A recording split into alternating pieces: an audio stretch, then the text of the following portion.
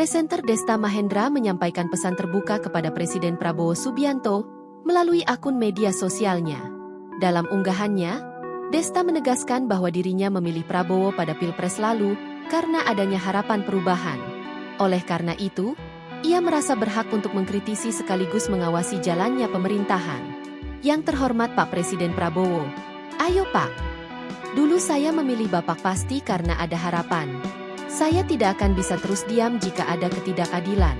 Ayo Pak Presiden, jangan buat kami sedih dan kecewa dengan pilihan yang sudah menjadikan Bapak pemimpin negeri ini, tulis Desta dalam keterangan unggahannya di Instagramnya, Selasa, 2 September 2025.